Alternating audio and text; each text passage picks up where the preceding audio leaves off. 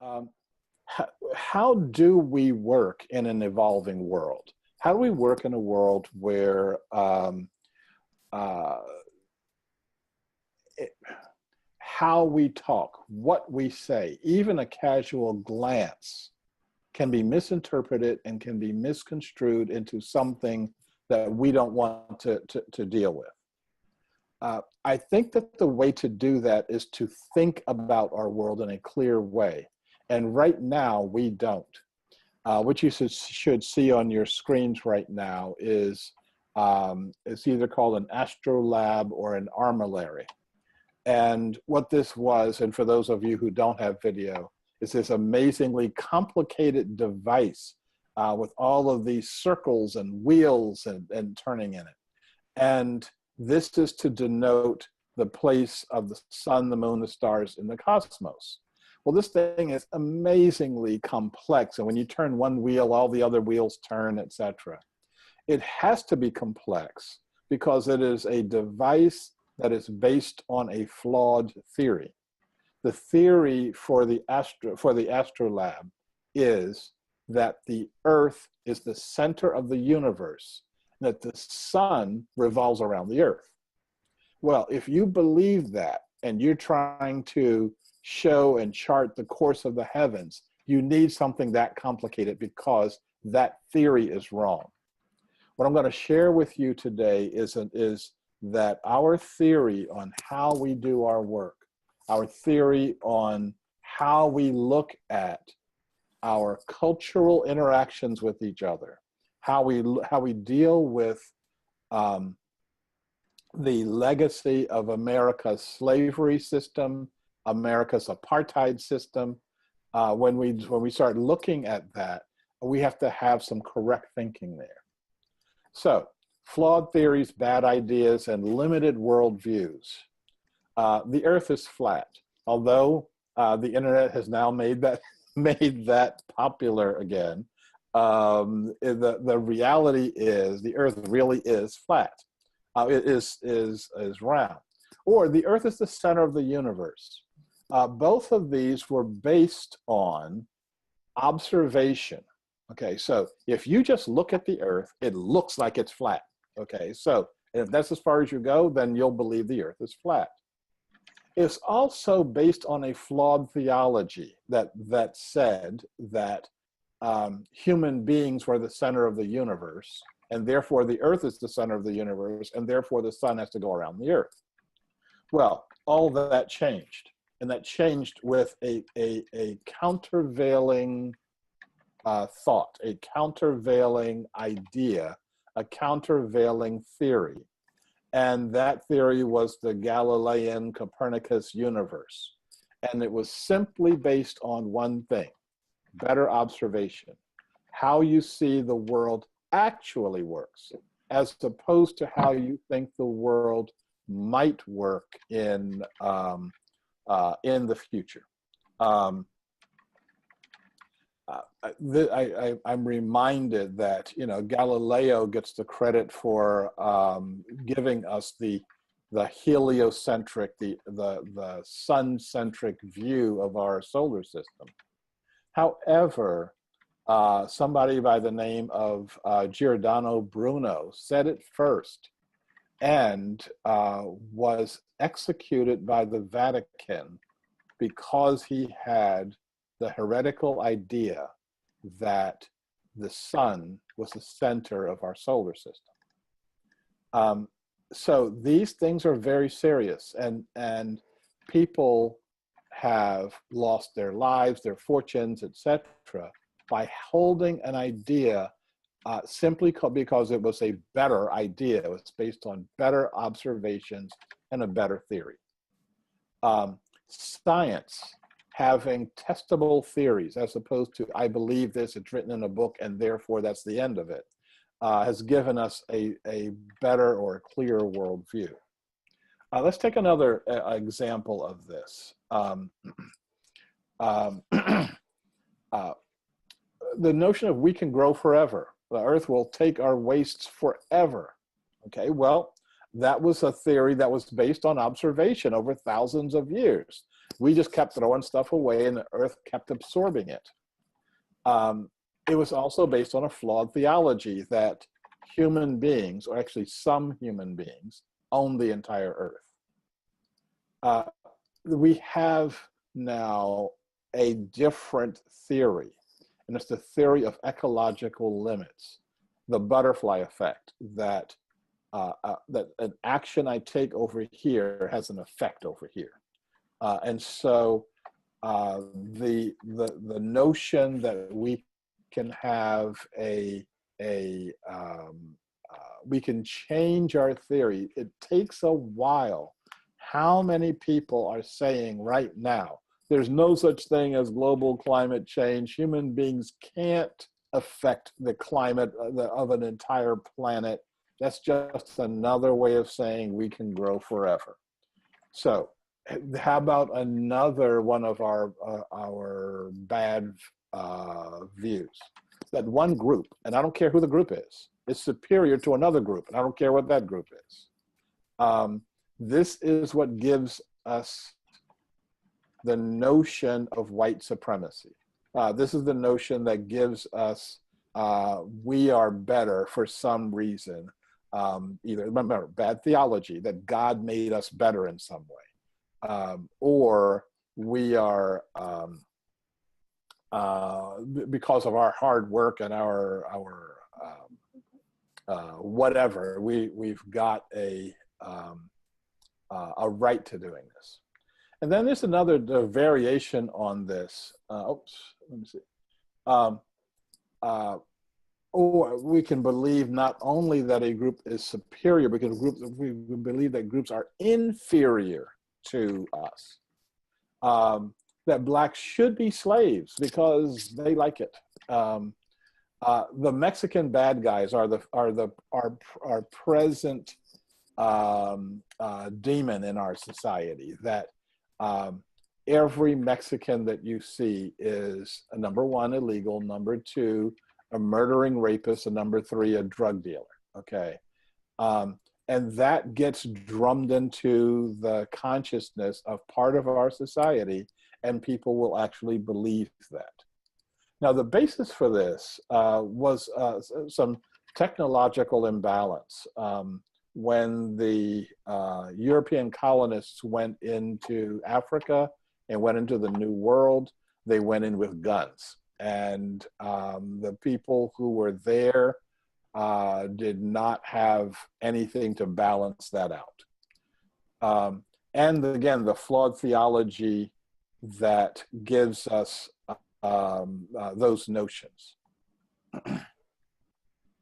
The contrapositions can be almost as bad as the presenting disease. The notion that white men are bad, white men are the problem, and white men are the enemy. Okay. Now, some of them are. Most of them aren't. That's like saying Mexicans are rapists. Well, a couple of them are. What we need to do is start looking at what is the problem, as opposed to what my flawed theory gives me as the problem.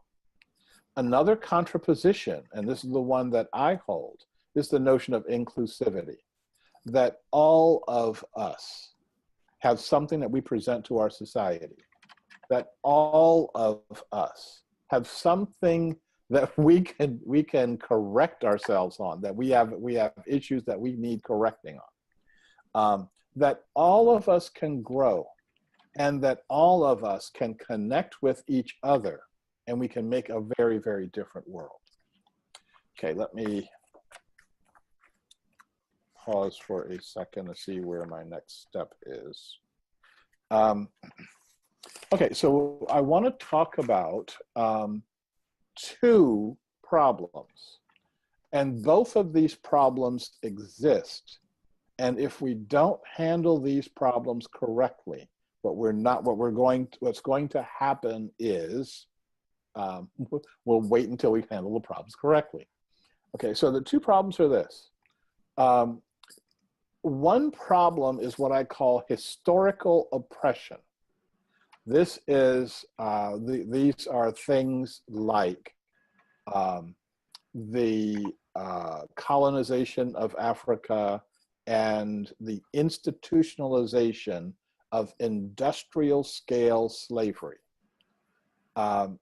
After that institution was eliminated in 1865, another institution took its place. We didn't, in this country, we didn't even have a name for it. I call it the American apartheid system. It's also known as Jim Crow, also known as segregation. And then in 1965, that was legally ended. But since then, we still have these issues that are going on. And it's one of the bases for the call that we've got right now. This is an institution that happened back in 1620 and even before. 1620 is, as all of you know, is when the first Africans were brought into this country as slaves. It's going to take hundreds of years to cure the problem, because it took hundreds of years to create the problem. I can say this is true for all of our aspects of historical oppression. When you look at what happened to the Native Americans, the Indians of our society, it took hundreds of years to destroy their cultures and their lands. It will take hundreds of years for us to restore it, and we need to get about doing that. However, this is not something that you're going to do a diversity workshop on and fix the problem. We have to recognize that we need to be in this thing for the long haul, as opposed to, like I said, I took a program or I read a book and it's fixed. Our solution to this is something we call releasing the shadow, embracing the light. I'm going to give you a link to that. That's all I'm going to say about that program right now. It's very important. It starts to get to some of the roots of that historical oppression. The second problem that we've got, though, is the problem of cultural awareness and cultural filtering. That we misunderstand each other based on different kinds of cultural conditioning. I want to say this, and I want to say this very, very carefully. I've been around the world more times than I care to count. I've been to 45 different countries, probably 120 different cultures. I've never met a human being that was not culturally conditioned. I haven't met one anywhere in any circumstance that was not culturally conditioned. Cultural conditioning is a fact of how you can live on this planet in a human society. So maybe 1,000 years from now, we'll have one big happy culture and everybody will have the same culture, and we won't know that we're being culturally conditioned, but even then we'll be culturally conditioned also, okay? So we misunderstand each other because our cultural conditioning is beginning to conflict with each other. When we lived in monocultures, we didn't have the problem of having to listen to or understand another person's culture. The monoculture can be the community that I grew up in, a ghetto that was almost exclusively African-American and Puerto Rican.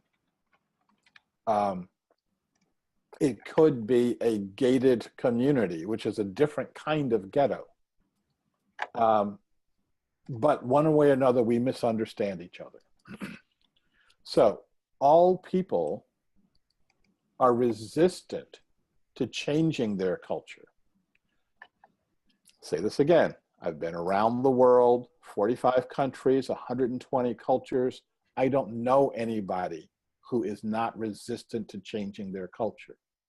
Now, there are people, oh, I embrace cultural change, I embrace cultural change, but they only embrace cultural change on the things that are not really that important to them. Because when something gets important, you put your back up. You say, wait a minute, I don't think I should have to do this. Now, when I put my back up and I say, I don't think I should have to do this, It's called being culturally resistant, if somebody's even brave enough to say that to me. When a white guy says it, he's a racist. That's a word that I want us to use a lot less, because racism means something. And I will talk about that perhaps in our next 15-minute block.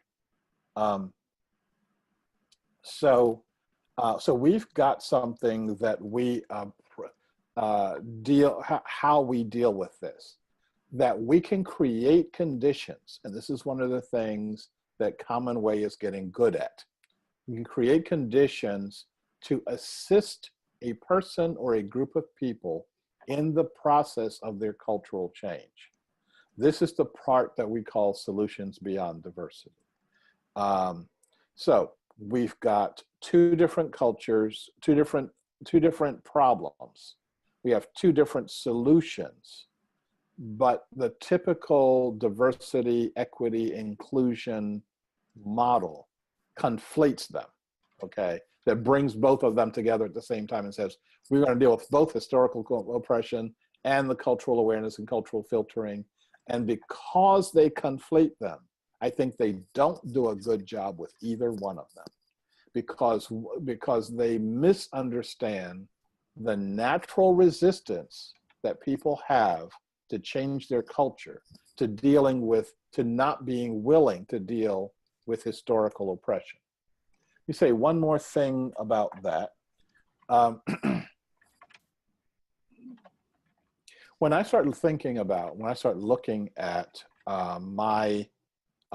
myself as a man raised in this society, I have absorbed the background of racism, sexism, etc.